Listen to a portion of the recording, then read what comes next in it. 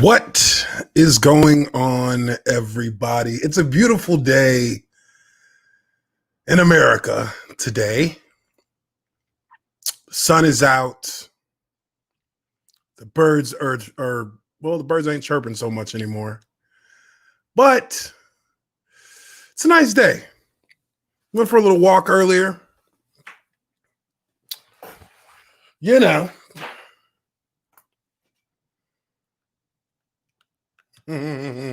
What is going on, everybody? Welcome to the Lineman Live podcast. I'm your observant lineman, Uche Nwaneri.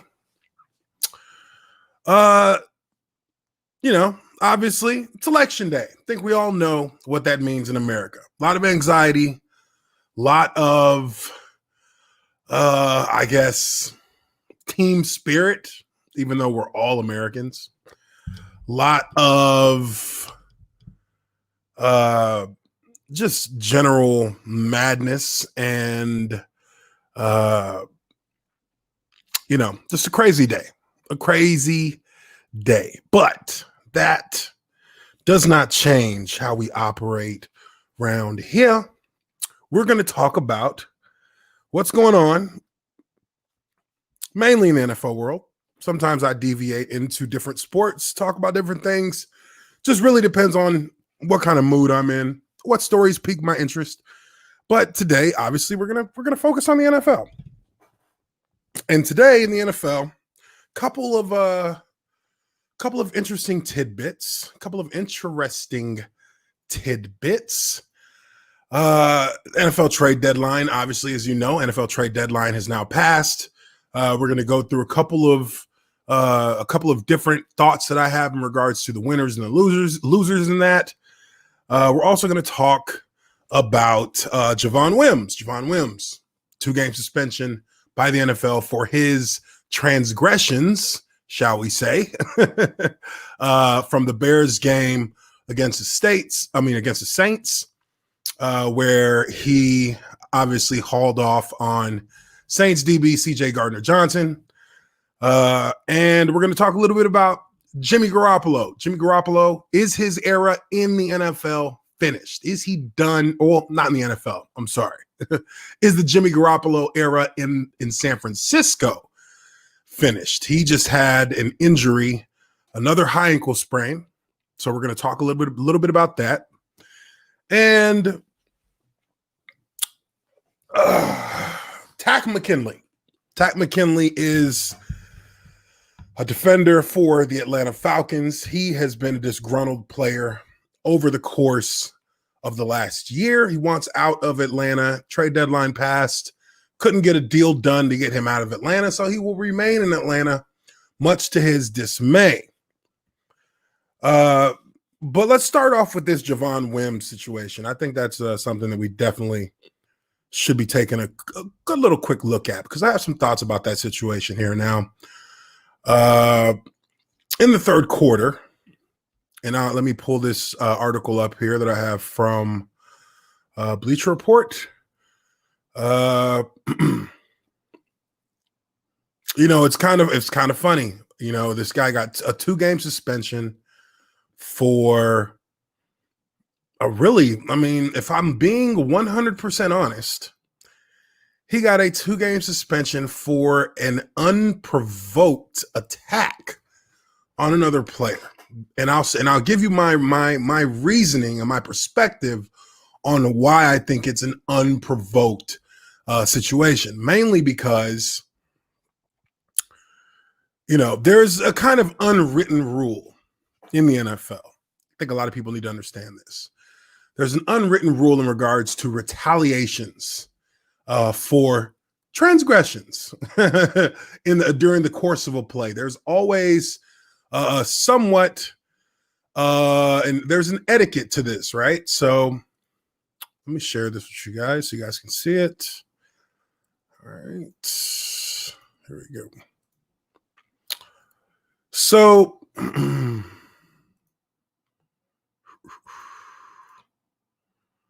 all right. Let's take a quick look at this, and I'll go through the article quickly. Then I'll give you guys my perspective, what I think about it, how I view these things when they happen, And I might have a story to drop about, my time as a player and when I had a situation like this.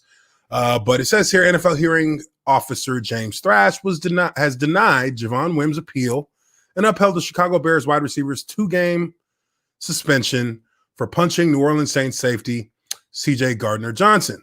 Wims will be eligible to return November 29th against the Green Bay Packers.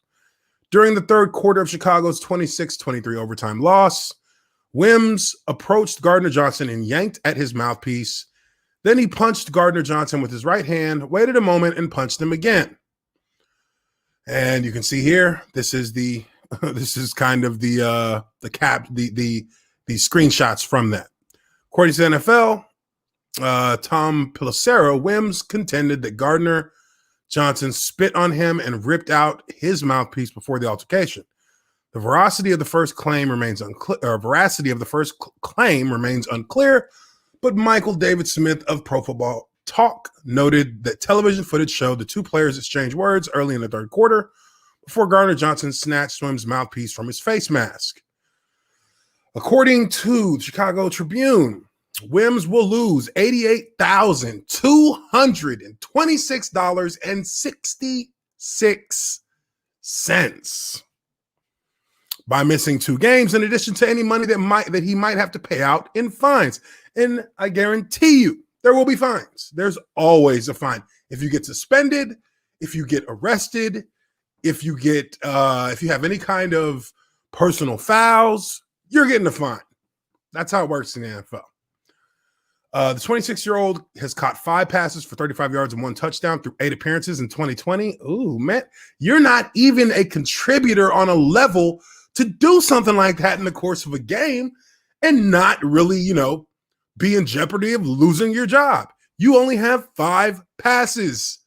You've caught 5 passes all season. You don't even have the stripes to get in a fight on the field. He's very lucky. He's very lucky that he hasn't lost his job. I'll just say that. He's in his 3rd season with the Bears, who selected him in the 7th. Oh my. You're a 7th round draft pick? Come on, man. You got to be smarter than that. You're a 7th round draft pick, and you think you can just go out on the field and get in a fight like the way you did? Like, it wasn't even like a tussle right there between the two of you. You just walked up and jaw-jacked the dude because he snatched your mouthpiece, which they have 50 of on the sideline for you in boxes where they have extra mouthpiece for every player. Mouthpieces that are molded to your mouth like by dentists. They have backups all over the place. But he's a 7th round pick in 2018. This dude, this is what we call can't get right. That's what I call guys like this. Can't get right. Because why? Because you got to understand something about this league.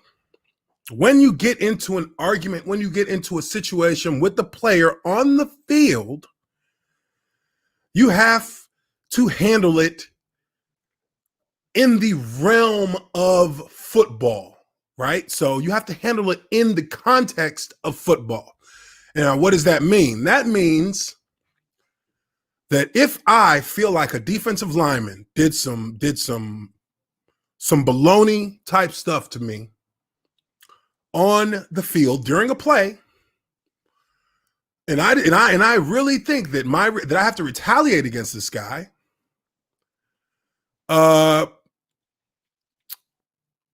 you need to do something to him within the rules of the game during the play. That is where I get back players. I get them back, and you're never going to be able to get a guy back with a punch. It's just not going to happen. Even during the play, it's not going to happen. And I won't lie. Originally, I thought he must have snatched dude's chain because he did like this and snatched. And I was like, oh, he must have snatched some jewelry because that's the only thing I could think of that would be hanging by your neck. And, it turned out to be his mouthpiece. But whenever I had a situation on the field and while I'm thinking on it, I've had, I wasn't one for fighting on the field, mainly because I don't have the energy for that. No offensive lineman generally who's out there busting his ass during the course of a game has the energy for getting in a fight. This is something that receivers and defensive backs do because they have that energy. We don't. But if I ever felt like I was in a situation where, I was pissed off because of something the player did to me, I would just keep that, file that in my back pocket. And there's always certain kinds of plays where I know as an offensive lineman, I can set this guy up and finish him. And then I might say something after I finish him very briefly. But you cannot expose yourself like this guy did on an island on the other side of the field and just go off. Like, he actually had to consciously make that decision at that time. And you can tell if you're watching the video clip that this guy, that he really, he hesitated. He snatched him, his mouthpiece, and then he punched, and then he hesitated, and then he punched again. And I mean, that's clearly, that's something that, just shows me that his heart wasn't in it. If his heart was in it, he would have done the deed. He would have acted like it was a running play. He would have blocked this guy for 30 yards and would have dumped him on his back and would have held him on the ground with his hands down, like receivers sometimes do, as he's trying to get off the ground, and just shove into his chest. That's how you get back at somebody for disrespecting you. You go about it in a more discreet manner. I know if I felt like a D lineman was grabbing on my jersey too much, and referees, they can't see it that well. Sometimes they'll call it holding, sometimes they won't. I would say, okay, you know what? Got it. We're running the back. I'm on the backside of a zone play. I'm going to get my backside arm under his on the backside. A gap is in front of me. I'm going to get my backside arm under his armpit, and I'm going to squeeze and hold the hell out of him right up against his rib cage so that the referee can't see that I'm holding him, and he really can't look like he's being held because it's going to be too hard for him to escape. He's going to dislocate his shoulder if he tries to escape, but it won't look like holding because as soon as I feel his arm pulling against mine, I just release and he'll fall because he's got to spin away from it. But Javon Wims, he's not in the position financially. 2 games is $88,000. That was 1/5 of my game day check. That combined total when I was playing in my second contract, 88,000 was 1/5 of my check. 1/5. So, you're a third year player. You're not making second contract money. You decide you're going to go out there and be a tough guy. Not only have you now lost 2 game checks and you're already halfway through the season, you've lost 2 game checks. And you're going to get fined by the team or by the NFL or maybe both. So you'll lose 2 game checks, probably as the NFL's fine. Then the team will fine you. And now you are more than likely, if you can make it through the rest of the season, you're probably going to get cut because you're not a major contributor. You're not a core player on the team. You're not a part of the core of the nucleus of players. So you are a completely expendable individual on the roster. So now you're literally You literally have put your own livelihood in jeopardy. And that, to me, is one of the dumbest things as a young player you could ever do.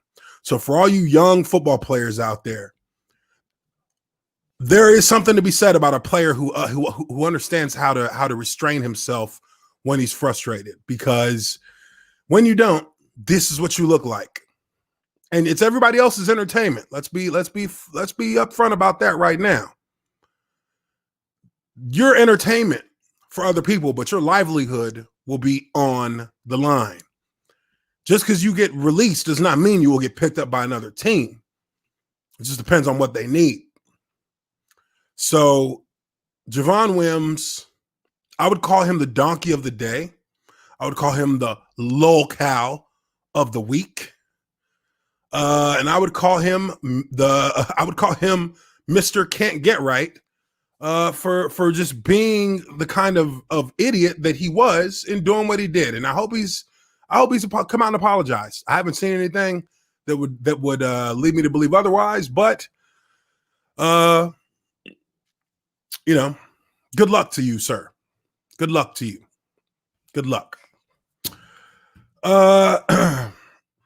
Let's move along here. Let's talk a little bit about the NFL trade deadline, and kind of leading into that, let's talk about Takk McKinley, because Takk McKinley actually had he took another step across that line. And this is what he had to say. Let me go back here and pull up this tweet, because he had a little tweet. Okay.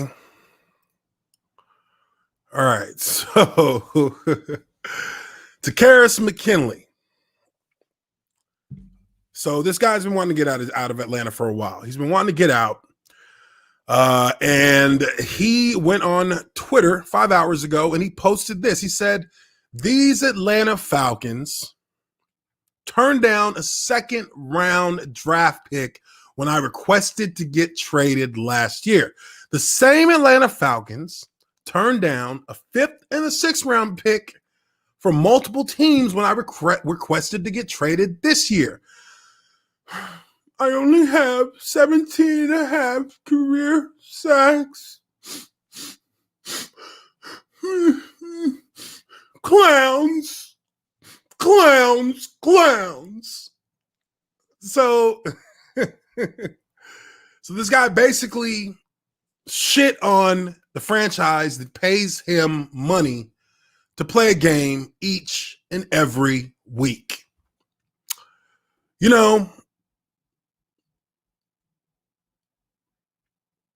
I'm kind of torn with this because, honestly, I will say this. I've been in okay, let me start with this. I believe in a player knowing their worth. I believe in a player using that knowledge of their worth to benefit them in any way they possibly can in the NFL, particularly because our careers are short. Our value will peak and fall even in an even shorter period. Thus, when you were at your peak, you must cash in on your value. You must understand your value and you must demand your value. Now, there's a difference between demanding your value and disrespecting the situation that you're in. That's where I am torn with this, because I feel like you were drafted by this team. You're getting paid some good money, some good coin. And yes, the situation you're in does suck right now. But do you really believe that by complaining after the trade deadline that you are going to be able to change a thing about your situation?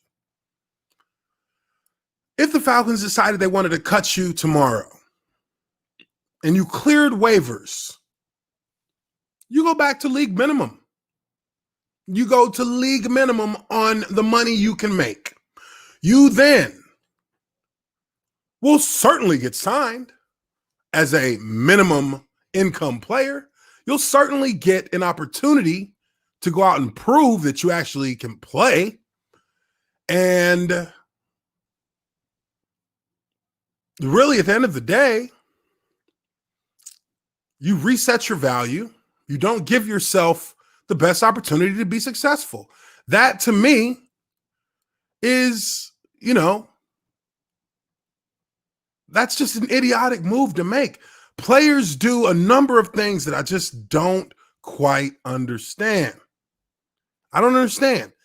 With this situation here, you are between a rock and a hard place. Finish out the season, work with the team to get you the best deal you can to get out of town after the season. I don't know how many years is left on his contract. I would assume maybe one. If somebody knows in the chat, let me know. I don't keep up with the Falcons like that. But I do know that as a player, as a former player, when I was in a situation where the Jaguars, and I think I've talked about this situation a number of times with you guys in the audience. I was in Jacksonville in 2012, 2011, 2012 season. No, I'm sorry, 2012, 2013 season. And we had Mike Mularkey. This guy's the worst head coach in recent memory in the NFL by far. I don't care what anybody says. Only person that might be worse was the guy from Cleveland last year, the fat dummy. But I wanted to get out. I was like, I can't do this in this city no more. I can't do this with this team no more.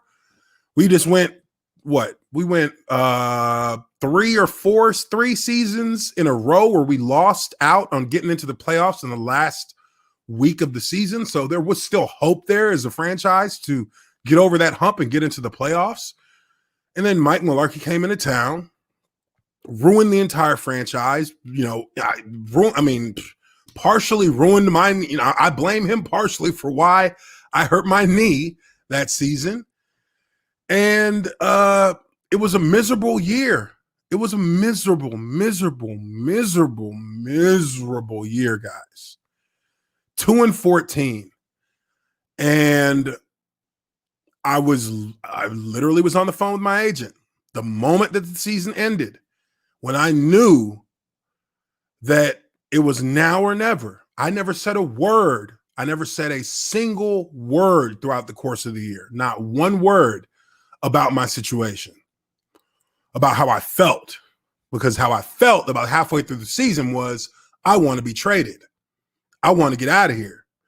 But because I didn't want to put myself in bad graces with the Jaguars, I didn't want to put myself in a situation where they would just, sling me out to the worst, team out there. Even though there wasn't too many teams, that were worse than we were, but it can get worse. Don't think it can't get worse. It can get worse.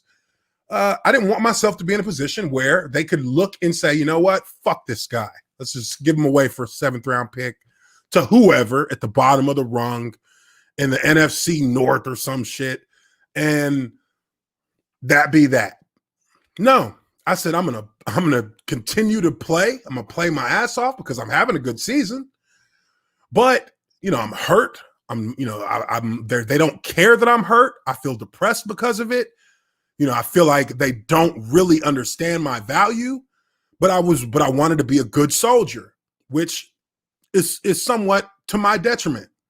I wanted to be a good soldier, and I didn't voice my displeasure, but that comes from an old school mentality of and God, I hate saying old school because damn, this was 2012. You know what I mean? Like old school.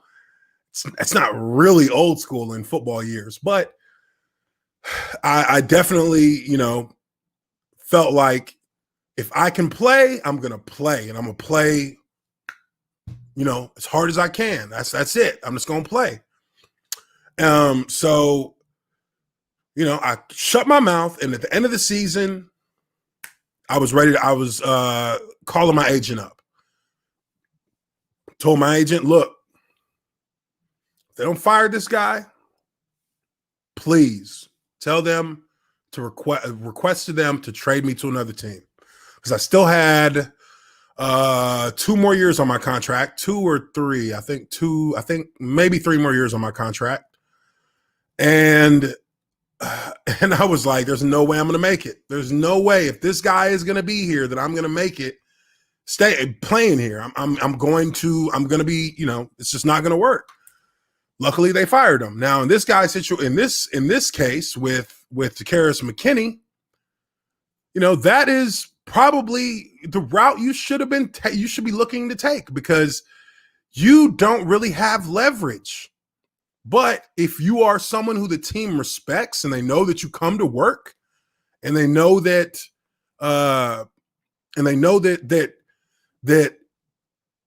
they know you're frustrated and they know that you're being a good sport about it and you're not doing things like this and putting the team on blast and insulting the team that drafted you and pays you money, then then there's a good chance they're going to respect they're going to respect your hustle as a man, and they're going to give you a way out that works for both teams. They're not going to just hand you over for nothing. But if there's a good scenario that can work out for them with getting a solid draft pick, and they can get position coach, head coach, and GM on the same page on it, then boom, there you go. It all depends on what the team needs. It all depends on what they can get for you. And if it works, boom, you're out the door. No fuss, no buss. And you're leaving on amicable terms. But right now there's no such thing as amicable terms for him. There's no such thing. No such thing. But let's go through this article very briefly. 25-year-old McKinley went 26th overall to Atlanta in 2017. And you got 3 years in. 3 years in. And I mean, come on. After a standout collegiate career at UCLA. Well, now it makes a lot of sense. UCLA. McKinley's first 2 NFL seasons were productive, but he dropped off significantly after that. McKinley registered 6 sacks as a rookie, followed that up with a career-high 7 sacks in 2018. Over the past 2 seasons combined, McKinley has just 4.5 sacks, giving him 17.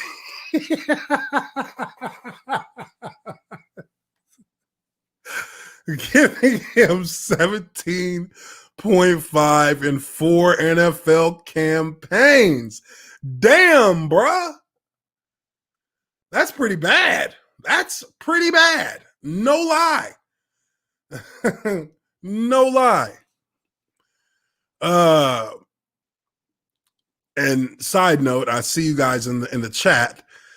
I have a Switch. I got a PS4. I got an Xbox One X. I got a Dreamcast.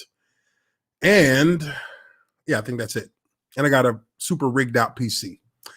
But I digress. He only has 17.5 sacks in 4 NFL seasons. That's rough. 4 seasons, 17.5 sacks. There are guys who got 17.5 sacks in 1 season, and they do that almost routinely. So there are guys who have 4 times the production he has on average. So the question comes back to this.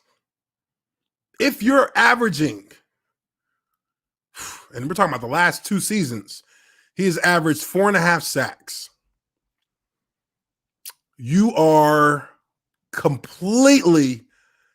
have lost a ton of market value once you are that inept at your job as a player who is as a player who should be a cornerstone of the defense.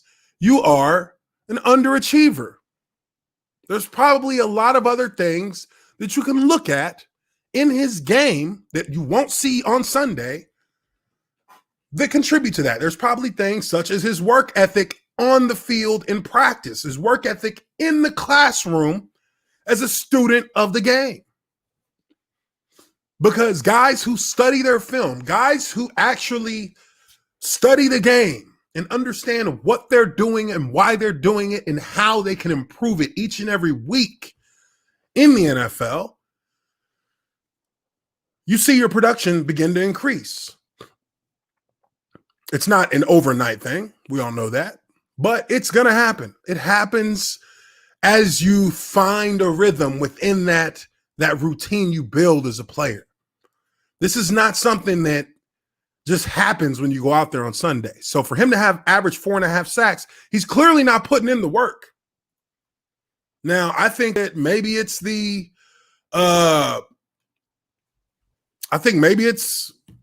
having a bad season. But I mean, I've seen plenty of guys have a bad season, or plenty of teams that have had bad seasons, but still have Pro Bowl defensive ends, Pro Bowl linebackers, Pro Bowl wide receivers. Again, like I don't understand what his angle is by attacking the team when you don't even have the numbers to back up your own arguments. At this point, it's more worth it to them to just hold on to you and hope that you can do something. Because, I mean, the Falcons are what, 2-6? They going to get them a good draft pick. They're not worried about that. There's not too many picks that they can get from any team that wants to trade for you, especially this year with it being a 5th and a 6th rounder. That's not going to do them any good. They're going to be getting a pick at the beginning of every round. That's not going to do a damn thing for them. So they're going to sit your ass down there. They're going to make you miserable because now you done put it out there to the media. Now you done put the team on blast. So, hey, you want to play that game? You can't play it no colder than they can. They can play that game colder than you could ever imagine. But let's continue here. It says a 6'2", 265-pound pass rusher said he requested a trade last season in the midst of a 3.5 sack performance and did so again this season after the Falcons declined the 5th-year option in his contract for 2021. Oh, so he only has this year. This is last year. Oh, yeah. There's no point in trading you. Make your life a living hell and then let your ass go to the streets where you have no value going into free agency. They're not going to pick up that 5th-year option. Holla. So they're going to save money and they can pretty much bend you over without even saying a word to you. But it says McKinley has appeared in and started 4 games this season and has just 1 sack to his credit, which speaks to how far he has fallen out of favor. Like I said, since playing 69% of the defensive snaps and recording a sack in the season opener against the Seahawks, McKinley has recorded no additional sacks and has not played more than 37% of the defensive snaps in the game. That is a telling stat. He has not played more than 37% of the defensive snaps in a game. Now, there's a reason for that. There is a reason specifically why they put that in there. Because I'm willing to bet money somewhere in his contract as a top pick, somewhere in his contract, it says for each season, if you play at more percentage of plays than the previous season, you get a bonus of more money. For instance, in my contract, I played 90. Okay, so when I got my contract extension in Jacksonville, the season before my extension, which was my 3rd year out of my 4-year contract. So in my 3rd year, I played 7% of the offensive snaps. So when they gave me a contract extension and going into before my 4th year started, the contract said in order for me to activate my incentives in my contract, I had to play a higher percentage of the offensive plays than I did in the previous season. Now, they put that in there for a specific reason. They put it in there because they're willing to bet X amount of dollars that you're not going to do that. You see how these NFL seasons go. guys get hurt, guys come out, guys miss one game. Basically, because I was an offensive lineman, if I missed one game, it would keep me from getting my incentives for that season. If I missed maybe more than one series, it would keep me from getting my incentives for the contract.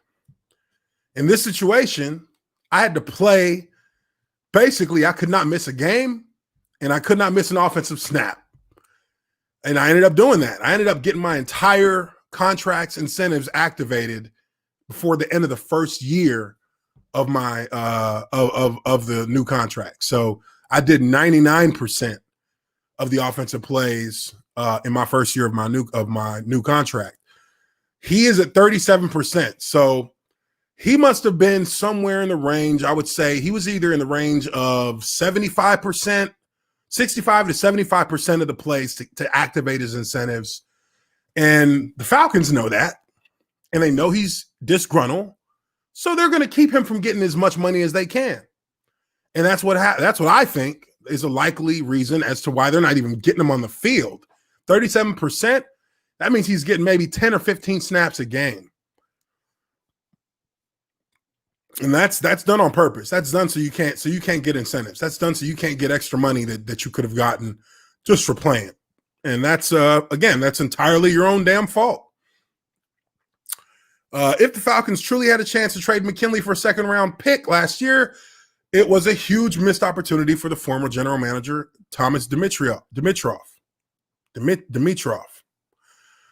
was fired this season after an 0-5 start. McKinley has not come close to living up to his first-round pick billing over the past 2 years, especially. So recouping a second-rounder would have been a huge for Atlanta. So, again, he's probably lying about that. They're not verifying that the Falcons actually got offered anything like that. He's just saying that to try and, throw shade at the Falcons. I mean, hey, you can throw shade at the Falcons pretty easily nowadays, but that's not going to work.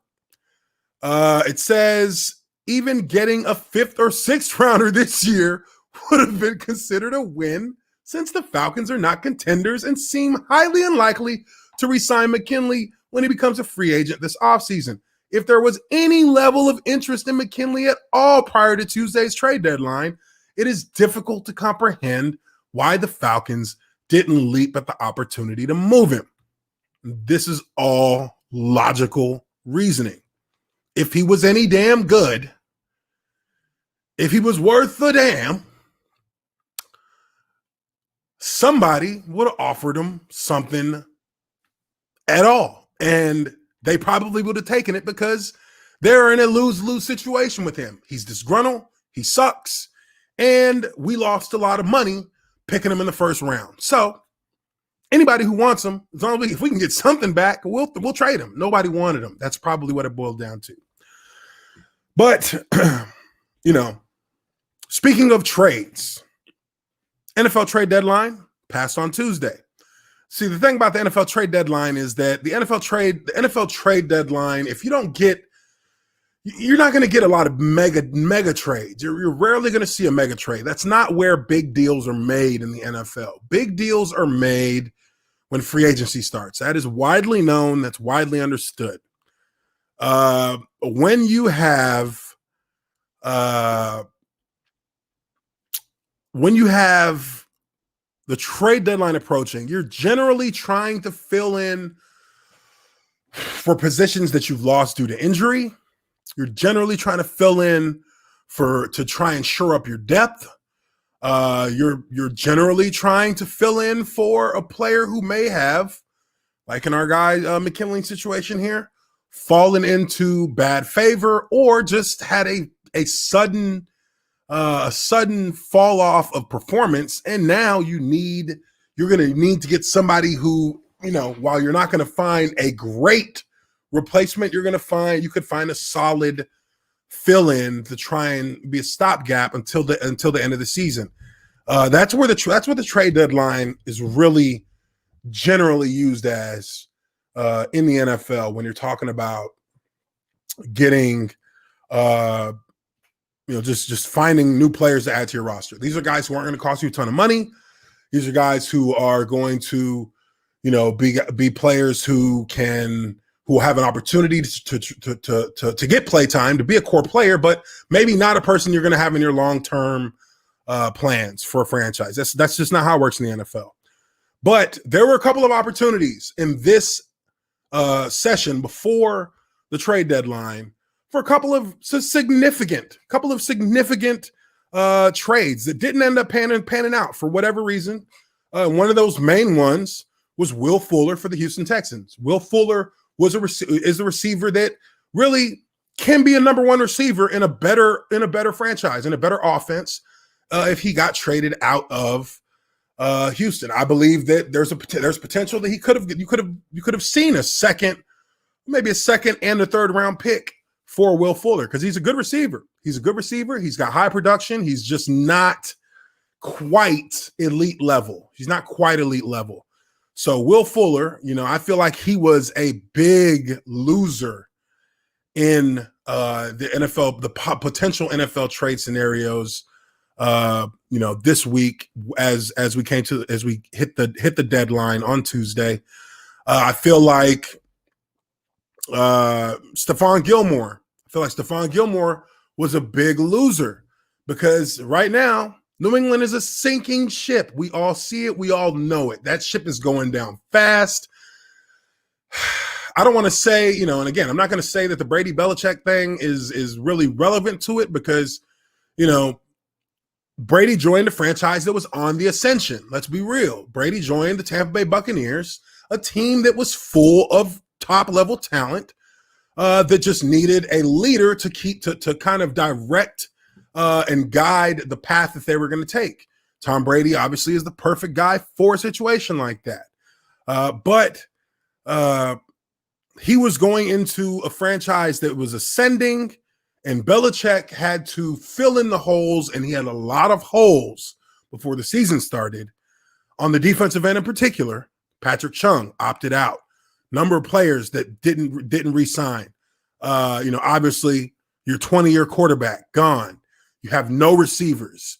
You have you just don't have the tools to be successful, point blank, period.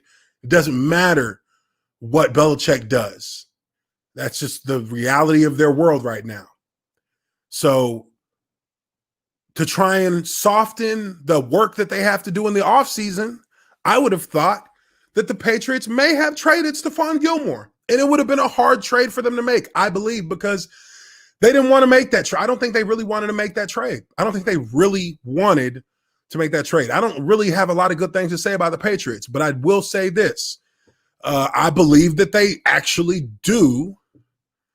I believe that they actually do want to keep him as a long-term cornerstone for their defense.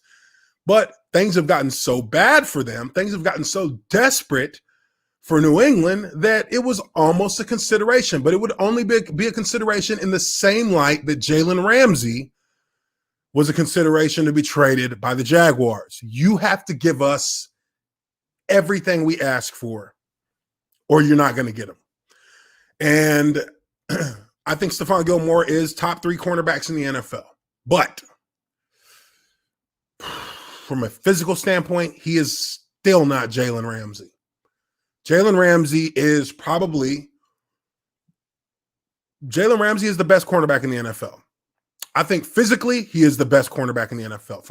From his physical style of play as a cornerback, you don't see that in cornerbacks outside of him, Patrick Peterson, maybe Marcus Peters. Not even Richard Sherman, I would say, is that kind of guy. But Jalen Ramsey is a physical. He could play safety. He could play corner. And in some packages, if you wanted to, I could bring Jalen Ramsey from the slot on a blitz, and he could have a good shot at getting there. He's physical. He's big. But Stephon Gilmore is a pure cornerback, pure cover corner. He can cover you in zone. He can cover you in man.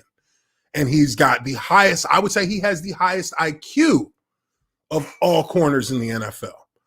But his speed is, I think his speed is questionable. I don't think he has the top line speed to really stick with deep threats who can pose, who can be that threat multiple times in a drive.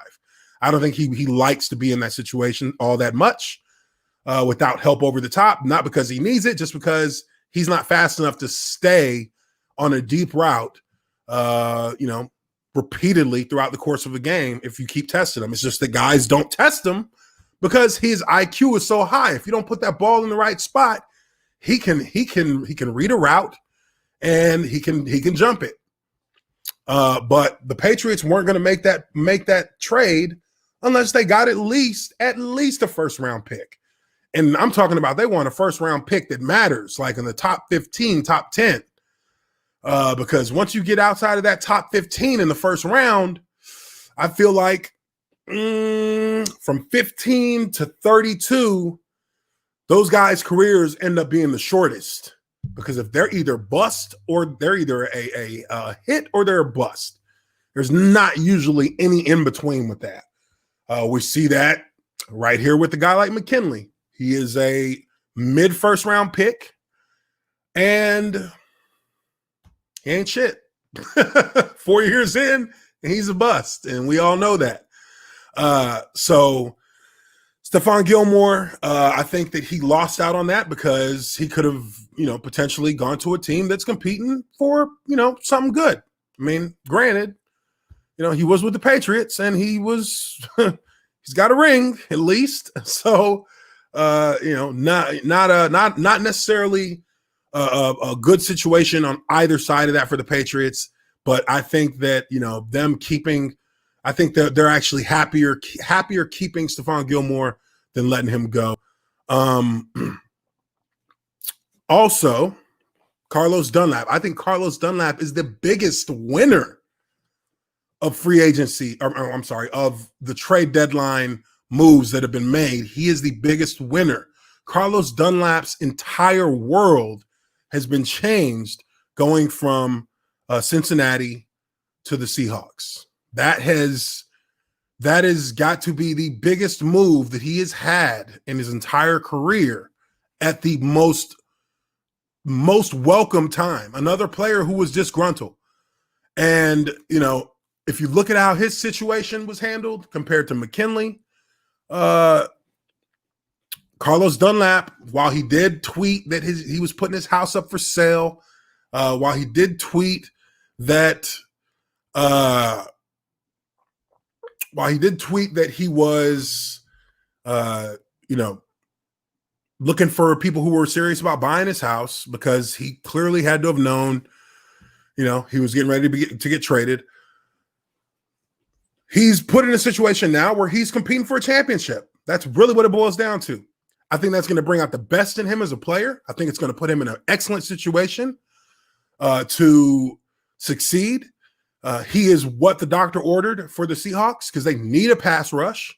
These guys' defense needs a pass rush because their secondary gets shredded like nobody's business. They are the Swiss cheese secondary back there for Seattle. And, with him being able to provide a pass rush off the edge, that is going to take some pressure off of their secondary. That's just how football works. And, I think, honestly, he does make the Seahawks a much better team. He makes them a much better team. So I think that Carlos Dunlap actually was the biggest winner out of that in regards to his situation getting traded. Now, next up, let's talk a little bit Jimmy G. And I thought there's an article here. Let me see here. I thought I saw an article with, or maybe it wasn't an article. I think this might have been it. Jimmy Garoppolo. I think it's safe to say things just didn't go the way he hoped it would this year. That Super Bowl hangover is legit. That Super Bowl hangover is a real deal. And looking at his situation here, I mean, it's not ideal. It's not ideal at all for a quarterback to be in the situation he's in. He's got a lot of injuries, and there was a lot of high hopes. There was a lot of expectations on him based on the pedigree of where he came from. Coming over from New England, was a protege of Belichick and Tom Brady. This guy was supposed to be, and I guess Belichick maybe didn't like him, or maybe it was Brady that didn't like him. I can't remember. One of them kind of hated him because they didn't, they saw something that they didn't want to have to deal with. But I'm going to go out on, I don't think this is much of a stretch for me to say. I don't think it's much of a stretch to say that I think this is his last season in San Francisco. I think they are going to, I think they're going to go ahead and cut the umbilical with him. But it says here by Sports Track, if Jimmy Garoppolo's season is over, he'll forfeit $500,000 per game active bonuses for the remainder of the season. If his tenure with the 49ers is over, he'll have reeled in almost $86 million the past 3.5 seasons in San Fran. God dang. These quarterbacks, they just be paying y'all whatever y'all want. But, Jimmy Garoppolo was, I honestly thought that it was I thought it was a stroke of genius when the 49ers got him from New England. I thought it was a stroke of genius. And I attributed that to the culture he was coming from. He was coming from a New England culture that was, obviously the top of the league, the cream of the crop. And he was an understudy of the best quarterback in the NFL, the best quarterback in the history of the NFL, arguably. And this was supposed to be the next great quarterback for the San Francisco 49ers. But Jimmy Garoppolo has had a number. You know what? There was an article that I saw here about. Here we go. I think this might be it. Or maybe this is just on. Okay, yeah. So this is going to talk a little bit about. Oh, crap. One second. These things kind of irritate me. Let's see here.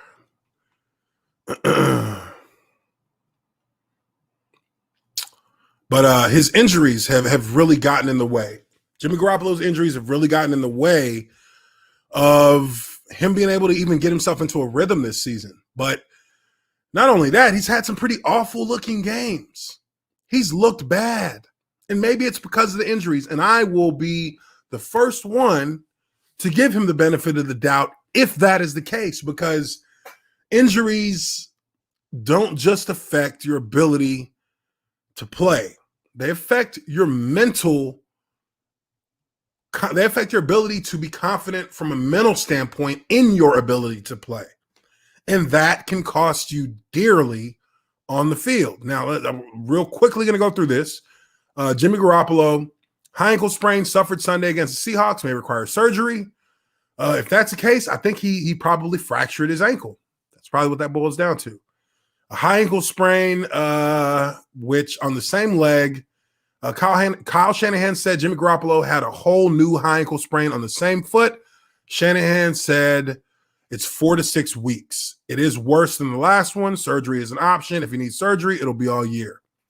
I can tell you right now, if the 49ers think that they're better off with whoever is his backup, then he'll be having surgery pretty soon. If they feel like they're better off with him at the quarterback position, then they're going to give him 4 to 6 weeks. They're going to try and hold on.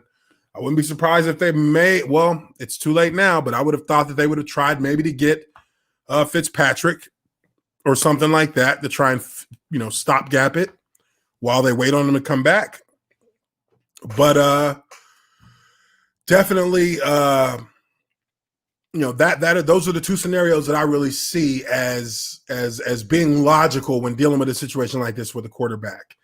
If a quarterback is hurt and you know that this is not going to be the guy, If surgery is an option, you do it because you want to get him out of the way now. Surgery would put him on IR. You won't see him in the building. He'll be out of here. And then you just let him know at the end of the year, hey, see you later. Cut you. See you later. But, you know, that's how ruthless it can be in the NFL. Says Shanahan said the injury is worse than the QB's previous sprain. And let's go down here. Garoppolo's season has been plagued with injuries, leading to a less than stellar NFC title defense after representing the conference in the Super Bowl. In 6 games, the 29-year-old has passed for 1,096 yards, 7 touchdowns, 5 interceptions, 67.1% completion percentage. Yet he's gone just 3-3 as a starter, while the Niners fell to 4-4 and last in the NFC West. And man, the NFC West is competitive. It's competitive. Additional injuries to tight end George Kittle and wideout Deebo Samuel have left the Niners on the verge of a lost season. Kittle is expected to miss 8 weeks. Ooh, that hurts more than anything. And Deebo Samuel's out in week 9. These guys have a lot of problems right now, clearly. Garoppolo has 2 seasons left on his contract. Doubt he's going to make it through that, and is expected to earn a base salary of at least $24.1 million each year until hitting free agency in 2023. Okay, so let's just talk a little Jimmy real quick, and then we're going to move into my power rankings.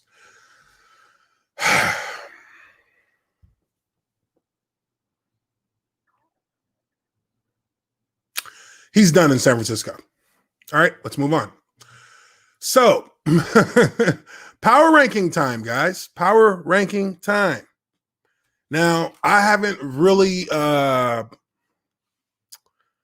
come up with a system for this yet. Just being honest. So I'm going to wing it.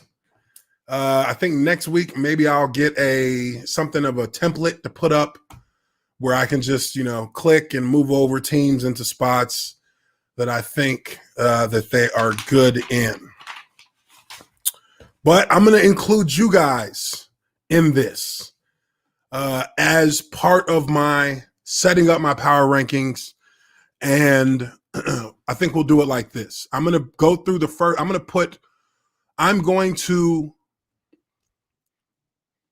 go 2 teams at a time. I'm going to go 2 teams at a time. I'm going to ask you guys 1 or 2. 1 would be, so if I say, okay, no, well, not 1 or 2. Let's just go in order from the league, from the teams in the league, from 32 all the way down to 1. I'm going to ask you guys, what do you guys think? You guys will put in the number that you think each one of the 2 teams should be at, and then we'll pick it from there. And this is literally me winging it. But I wanted to bring you guys my own version, my own power rankings, but I also feel like I want it to be a little bit interactive. I want you guys to kind of interact with me on this as well. So let's see how it works. Let's just go through and see how it works. So we're going to pick, this is going to be for the 32nd spot. And I've got 2 teams here. You guys let me know by typing the team that you want to go in that spot. And as I talk through my thought process on why I think one team deserves to be in this spot or that spot, you guys let me know which one you guys think. So at number 32, we've got either the Jets or the Jaguars. Oh, before you guys already Jets. All right, so 32, we got the Jets. I think that's easy enough for everybody to see there. So at 31, we'll go with the Jags. Now, look, the Jets are just a terrible team. Adam Gase is not he is no offensive guru. He is no analytical genius. He is just a bad head coach. Maybe he only deserves to be a coordinator. Maybe that is where he is best, where he can manage an offense with no pressure on him in a skybox or on the sideline rather than having the pressure of the entire franchise on him as the head coach. I just don't think he is that guy. I just don't think he's that guy. And the Jets, I think, are a little misrepresented in how they in what they look like on the field, because you are pretty much a direct reflection of your coaches, your coaching culture, and your coaching philosophy. And for the Jets, these guys they're not talentless. They're not talentless. They just don't have direction. They don't have coaching. And that leads to being undisciplined. That leads to being easily beatable because, a few scores down and that team folds. That's how it is a lot of times. So Jets at 32. Now, next up, with the Jets at 32, we got to choose now between the Jets, and I think this one can actually go either way. Actually, no. I'm going to go with the Jaguars at 31.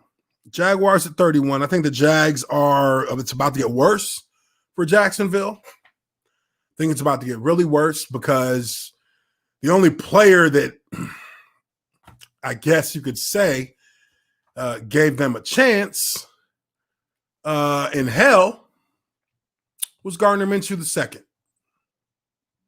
And Gardner Minshew II, he not playing with that broken thumb. And speaking of his broken thumb, now this is the thing you got. This is, as a quarterback, for him to have broken or fractured bones in his thumb and torn tendons and ligaments, then that means his thumb was doing this. You see that thumb? That is a thumb with no ligaments attached to the base of it. Just so you guys can see.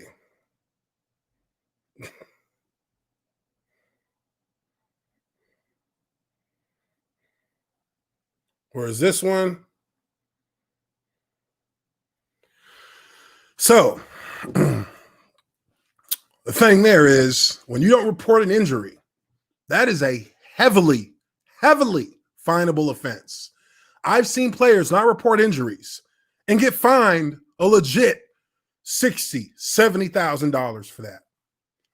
For multiple reasons. One, there is still liability.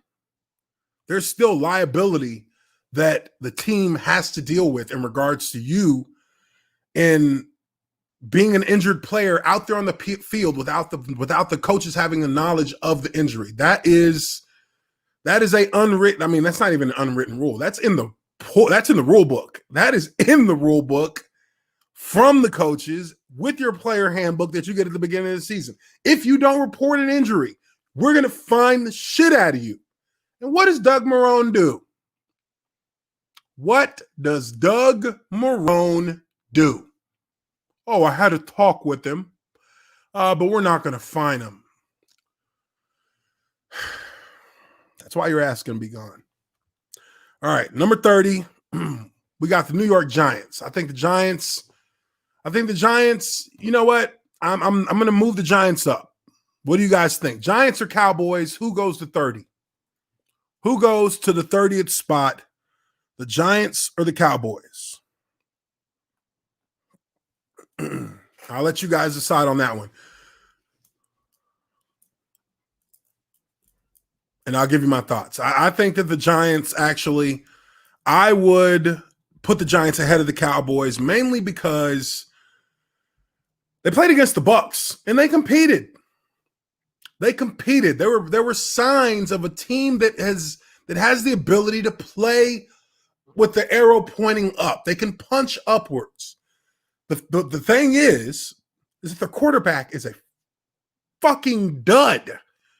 Daniel Jones is a dud. He is a dud. That 2-point conversion that he threw, my God. I'm sitting here watching it in my living room. I'm in my living room watching this game, and I literally turned it on for the last drive of the game.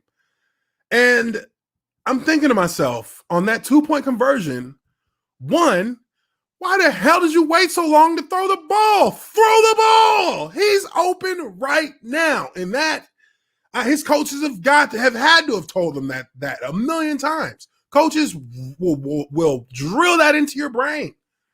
When that running back, there's a reason why he's running across the motion like that.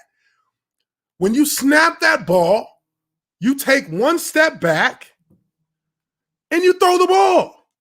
You throw it immediately because he's wide open. He's got a DB running over the top to cover him. Secondly, it was absolutely pass interference. Absolutely. If they were any good, they would have got that call.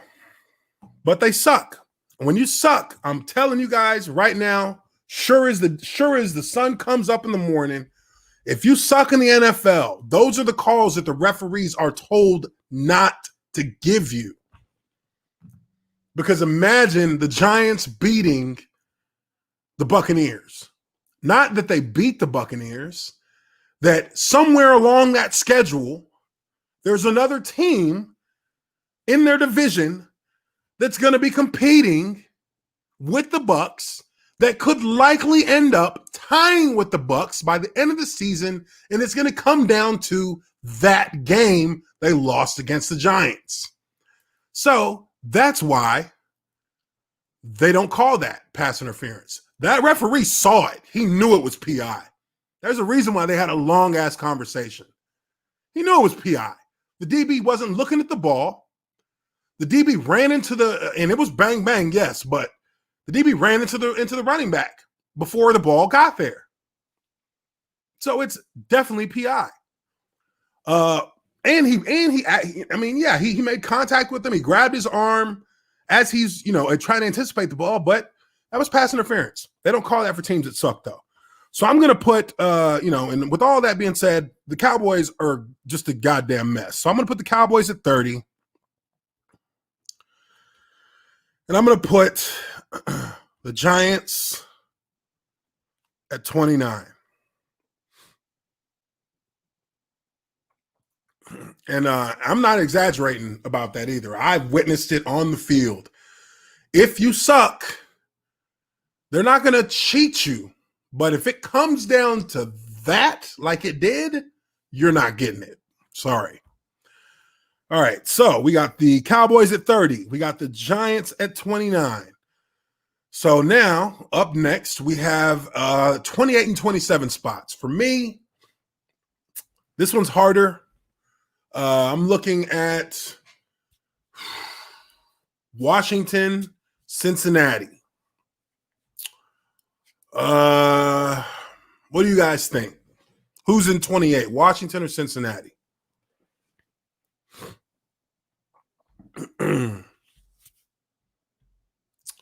I think we got to go with Washington. Yep, I think you guys agree with me. So we'll go 28, Washington, 27, Cincy.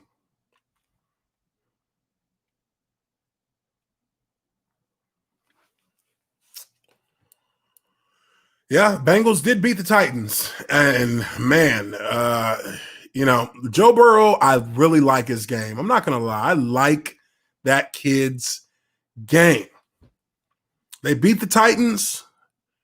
That was a surprise. That was a deflation loss for the Titans, I think. Coming off that game against the Steelers, that was a loss that hurt them because they were at home. They made it. They came back.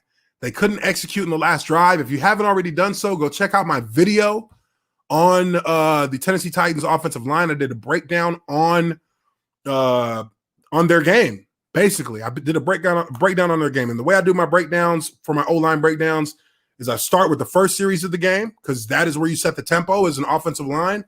Come out the gates fast. First series,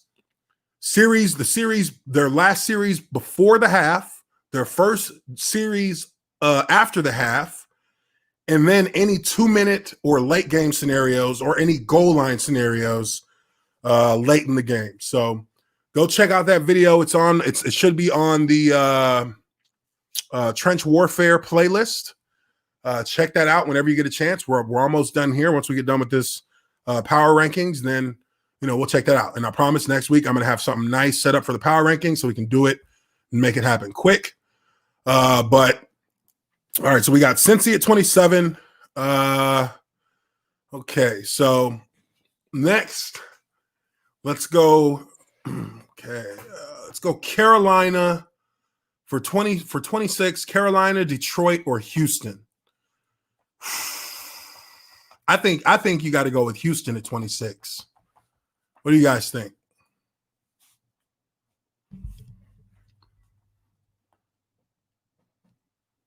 Houston at 26? Houston, Detroit, or Carolina at 26?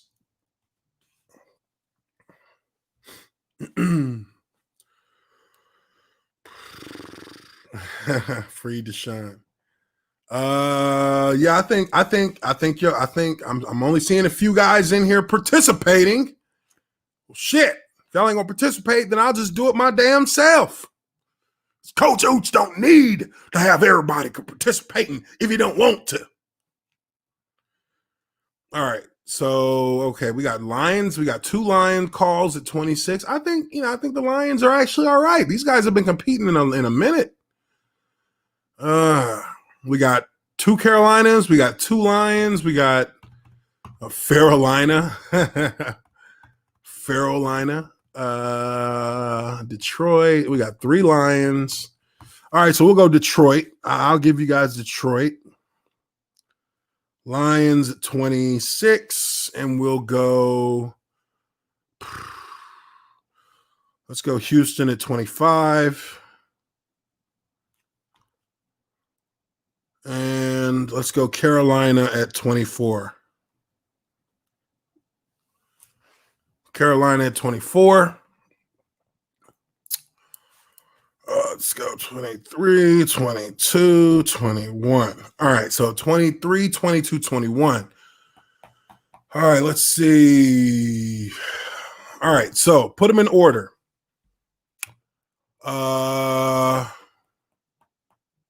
Philly, Denver, and Los Angeles. Who goes at 23? Los Angeles Chargers, Denver Broncos, or Philadelphia Eagles?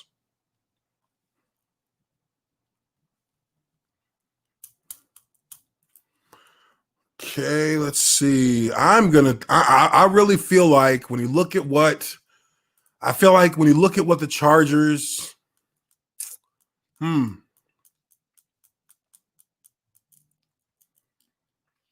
you look at what the Chargers are doing with Justin Herbert, I mean, it's that kid is going to be special, man. That kid is going to be special. So you guys are thinking Philly, Chargers, then Denver. I haven't seen much of Denver at all this year. I really don't know how good they're looking. I don't know how much they've improved. I know they started off pretty bad. But I've seen a couple of games with the Chargers, and I mean, I just really like Justin Herbert. I think the kid has got great game. I see a couple of the Phillies at 23. I see a couple of Philly calls at 23. I think I agree with that. I think Philly is the weakest of that 3 right now. So I'm going to put Philly at 23. I'm going to go let me see. I'm going to go Philly 23. I'm going to go Denver 22. And I'm going to go Chargers at 21. I think I like that a lot. 20. Let's see. Okay, so at 20, let's see. We got Atlanta, Chicago, or Minnesota. Wow. I was telling people, Minnesota, this is the thing you got to understand as well. It don't matter what your record is when you're playing in a divisional game. That divisional game is almost always going to be a meat grinder. You got to know that. The divisional game is almost always a meat grinder. It doesn't matter who or what their record is. I got in Atlanta, Chicago, and Minnesota in that order. Anybody else want to take a shot at that? We got Chicago, Atlanta, Minnesota. I think you got to. I think you got to start with. I mean, Chicago's had 2 bad losses in a row, right? I think you got to start with. This one's rough. Atlanta. I don't know. I think I'll go with. Atlanta, Chicago, Minnesota. Okay, so Atlanta at 20, Chicago at 19. I'm going to go Minnesota just because they had that quality win against Green Bay. And Minnesota at 18. That's a gift. That's a gift. That's a gift for them. All right. Next up, we got 17. So we got Miami, we got Las Vegas, and we got New England.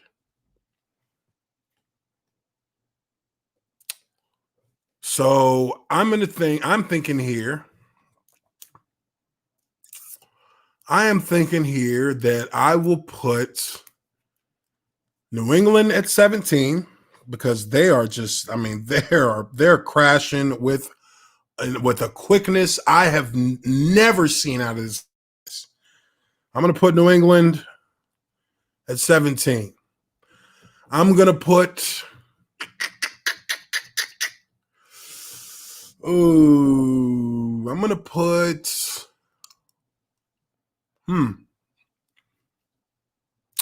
Vegas at 16, and I'm going to put Miami at 15.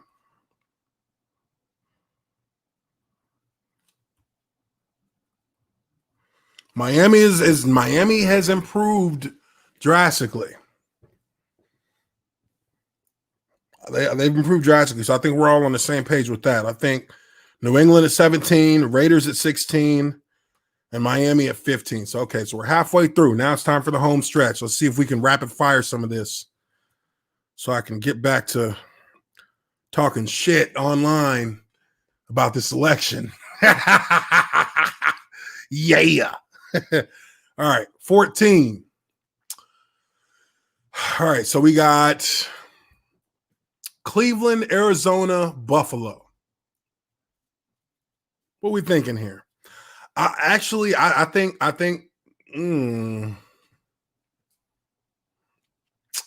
Buffalo squeaked out with that win. They squeaked out, but they won. Arizona, I like Arizona. I think Cleveland sits at 14. I will take Buffalo at 13. And I will put the Cardinals at 12. What do you guys think about that?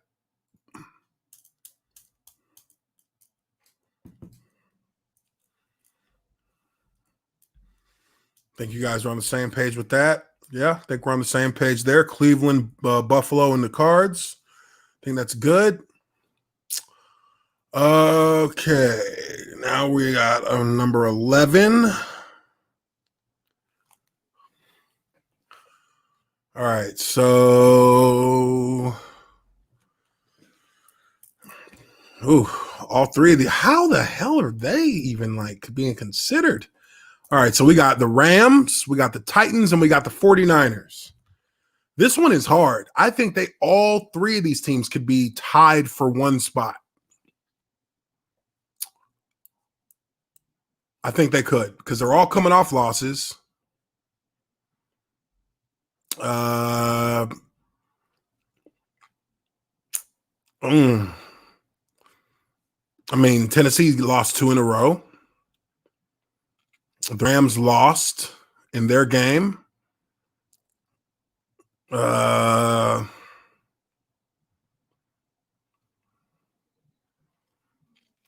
and then the 49ers. I mean, the 49ers are 4-4, but I don't know. 49ers got a bunch of injuries. I think they're going to fall. I think they're going to have some issues going forward. Jared Goff, he sucks. Yes, I think Jared Goff sucks. I would put, I see you guys got Rams, Niners, Titans, Niners, I think Rams, Niners, Niners, Rams, interchangeable. I'm going to rock with that. I think I'm going to go Rams, Niners, Titans. Titans got to pick it up, y'all. Titans have got to pick it up. They have got to they got to put something together. You can't drop 3 in a row. Not at this point. Look, this month right now was the third quarter of the season. This is the third quarter of the game per se of the NFL season. So you're going to need to play. This is the start of the second half. You have to come out of the gates fast. You have to win. The Titans lost going into halftime. And now you're coming out of the half.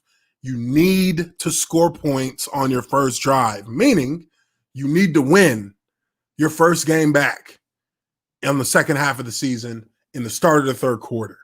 You need to win. Any team that is making a push for the playoffs has to win 3 out of their next 4 games. Any team that has any ambition of getting a first round bye needs to win all 4 of their next games. So that's something that, people should keep in mind when you're watching your squads. That's what they need to do. I think the Titans are still they're still a top 10 squad in the power rankings, but they've got to win because now they're battling the Colts for the division. And I don't think they're going to have two teams come. Well, they may have 2 teams coming out of that division for the playoffs. Depends. All right, so number 8 we got, and that's speaking of Colts, Green Bay, New Orleans. Ooh, I think that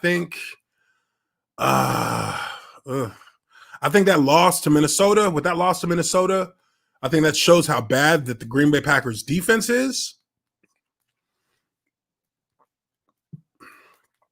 The Colts have a really good defense right now, which is surprising to me. I think I'd go Green Bay, Colts, and Saints.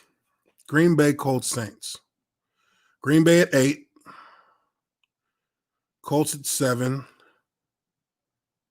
Saints at 6. I think that's fair.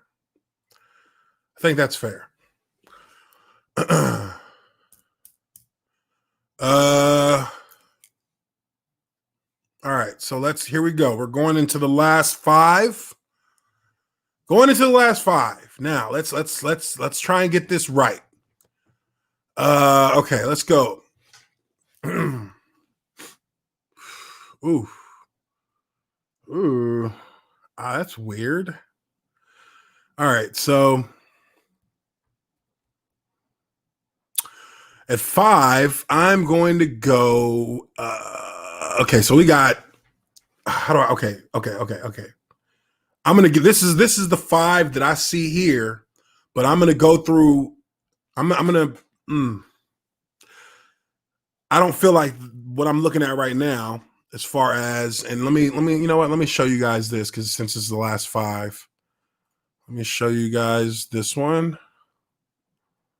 All right. So this is our last 5 teams: Seattle, Pittsburgh, Tampa Bay, Baltimore, Kansas City. I cannot stand for Seattle and Pittsburgh to be at 5-4. I don't agree with that at all. I would put Tampa Bay at 5. I would put Baltimore at 4. I'd put Seattle at 3. And I would put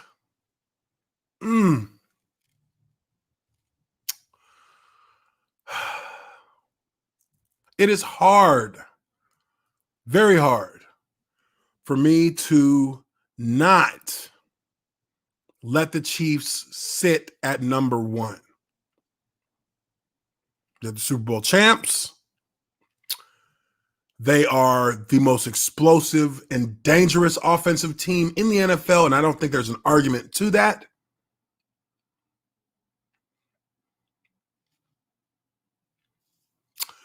But the Pittsburgh Steelers are undefeated. Undefeated.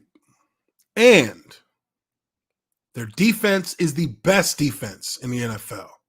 And their offense is surprisingly efficient. And they have an excellent head coach and culture as a franchise. But that could also be argued for the Kansas City Chiefs. That is a verifiable fact, I would think, for the Kansas City Chiefs. So you have two franchises that do have identical comparisons with only one thing separating them. One is undefeated. So I'm going to go Tampa at 5. And you guys let me know if you approve of this. I'm going to go Baltimore at 4. I don't know how the hell they can think Baltimore is number 2 on here. I don't give a damn. I'm going to go Seattle at 3.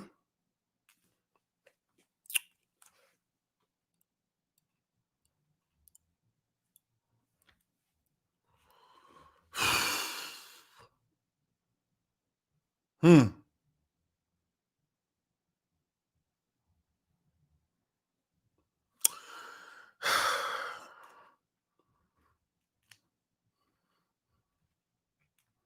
going to go Kansas City at 2.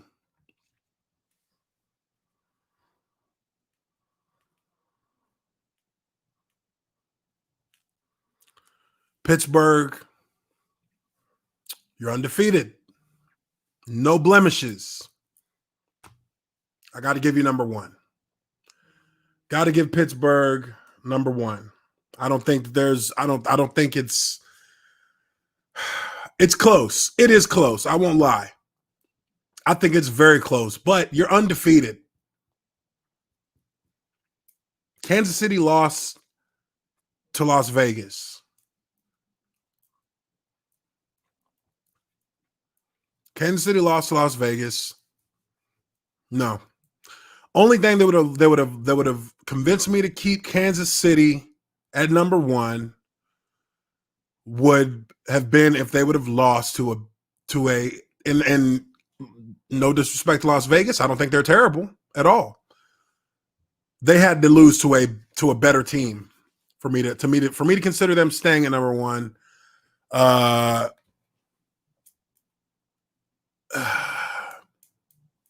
Yeah, I got to go with Pittsburgh at number 1. Got to go with Pittsburgh at number 1. I think that's fair. I think that's just. I think that is reasonable. I think it's logical. They have played in some physical games, and they've won those games. And I think you got to take that into consideration. That builds the mettle of a team. That builds the character of a team. That cements the unity of a team. And, in the long run, the path that the team is going to take is known by everybody they'll play against. They're going to be a physical team. They're going to play downhill on defense, and they're going to be dynamic on offense. They're going to spread you out. I think that's where you don't have quite the same characteristics with Kansas City on the defensive side. They don't have the same kind of character in their defense. They have good character. They don't have bad character at all. They have very good character, but they don't have the kind of character that the Steelers have on defense, because the Steelers play a physical, downhill, beat you to hell up. You're not crossing this goal line kind of defense. That's the kind of mentality that Pittsburgh plays with on the defensive end. That's what they've always played with. They may not have always executed in the past, and in the past few years especially, because of the deficiencies that they had on offense due to injury and what else. But that is the identity of their defense, and it always has been. So with them playing at their peak skill level right now, in that regard, I think they deserve the number one spot. So Pittsburgh is going to be number one. That is going to wrap it up for Lineman Life Podcast for this week, going into week 9 in the NFL. Appreciate you guys so much for being on here. Make sure you smash that like button. Make sure you're sharing my videos, hitting the like buttons on my videos. I've seen a big jump in subscribers over the last week. I've jumped about 1,300 subscribers, almost 1,500 subscribers actually in the last week. I really appreciate you guys so much. You guys are really, you guys are making this all worthwhile. I enjoy doing it. I appreciate y'all. Just continue to support, continue to share, continue to like, continue to pass my videos along to your friends. And, we're going to keep this thing going. I'm going to try to get my week 8 video out. These videos take me a long time to do, guys. I cut up a bunch of different games. You guys, if you've seen these my week in review videos, they're very elaborate. And I'll be honest, it takes forever, so I can't guarantee I'm going to get one every week, but I will try my best to do that. Just make sure you guys check in for that. Hit that bell notification so you can get notified each and every time I drop a new video. Appreciate you guys so much once again for being on here. Lineman Life Podcast. I'm your observant lineman, Uche Nwaneri, and I will catch you guys on the next one. Peace.